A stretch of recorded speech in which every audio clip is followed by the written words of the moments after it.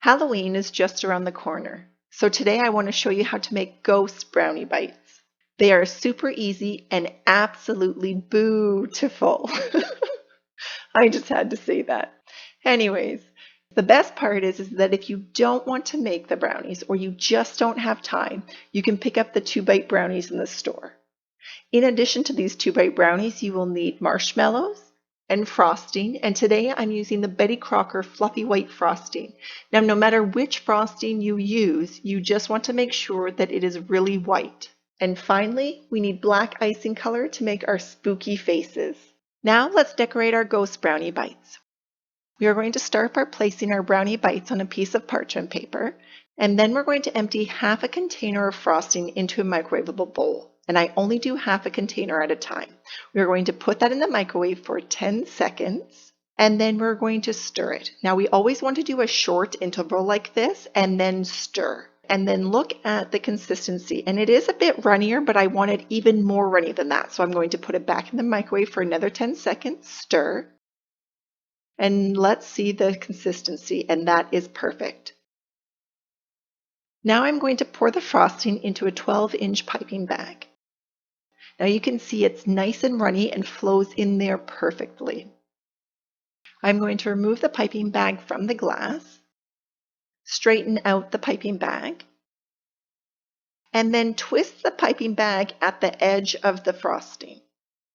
And then I accidentally forgot the clip, so I'm just going to add a clip here at the edge, and that is to prevent any frosting coming out from the top of the piping bag. Now, with the piping bag facing tip up, I'm going to make a small opening at the tip of the piping bag. I'm going to get a marshmallow, and I'm just going to make a dot of frosting on the bottom of it. Then I'm going to put that on my brownie bite.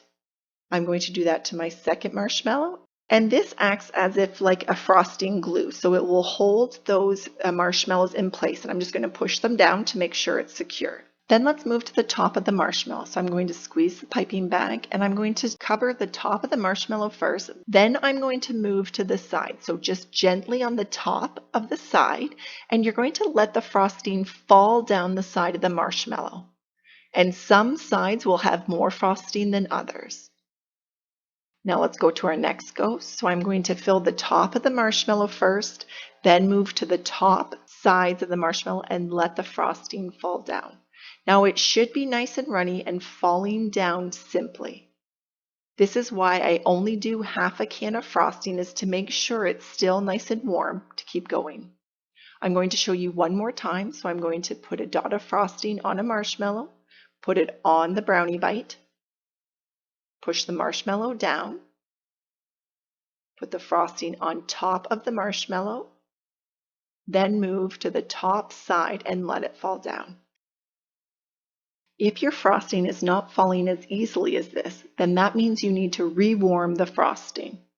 Remember, 10-second intervals and making sure you stir in between. Now you want to let these sit to allow the frosting to dry, which is about 30 to 45 minutes. Now for the finishing touch, we're going to add the spooky faces. So with a piping bag filled with black frosting, I'm going to squeeze and make an eye on the right. Squeeze and make an eye on the left. And then I'm going to squeeze and make a circle mouth. And I think that's absolutely cute. Next, I want to do kind of like an arched eye. So I'm going to do one on the right, then up and over on the left. And now for the mouth, I'm going to do a circle, or well, almost a circle. I'm going to do this circle, and then I'm going to flatten out the bottom so it almost looks like a rounded triangle. And then the last one, I'm just going to make an eye on the right and an eye on the left.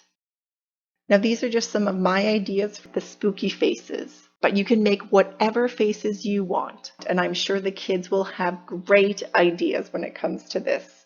I love how these ghost brownie bites turned out and hope that yours are absolutely boo-tiful. If you enjoyed this video today, make sure to check out my other videos.